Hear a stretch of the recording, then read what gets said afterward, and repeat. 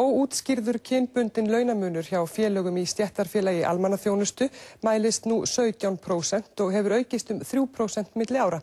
Launamunur kynjanna vaxandi vandamál hjá hinu opinbera að mati formanns SFR.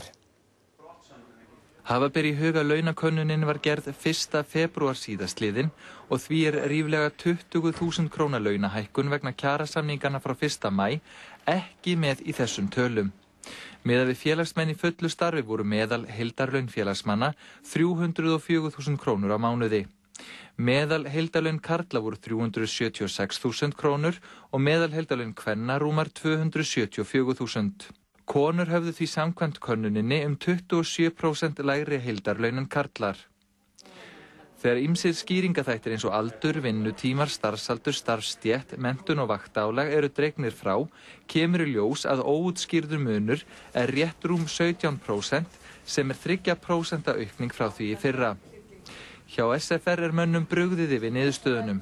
Þessi kynbundni launamunur, hann fyrst og fremst að skapast þegar forstöðumenn ríkisstofnana eru að setja ykkur persónubundin laun.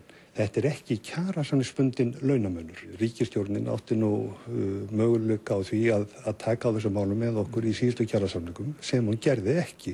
Og forgangsverkefnið skýrt að mati Árna. Og það sem þarf fyrsta lagi að gera, það að hækka þessa stóru kvennahópa innan heilbrigðisgeirans, innan málefni fatlaðra og á stórum skrifstofum þar sem vinna mikið að konum eins og til dæmis Tryggingastofnun, sýslumannsembættunum, skattstofum og svo framvegis. Þetta hljóta að vera alvarleg tíðindi og áfall fyrir ráðherra jafnréttismála.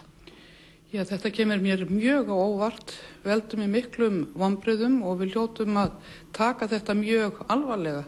Sérstaklega þegar kemur ljós að þetta hjá hinu opinbera sem á auðvitað ganga undan með góðu fordæmi. Jóhanna segist binda vonir við starf 3 nefnda sem ætlað að minnka launamunin og skila af sér í nóvember. Þannig að þegar niðurstöður liggja fyrir þá verða verkin látin tala. Það það sem ég vona að verði.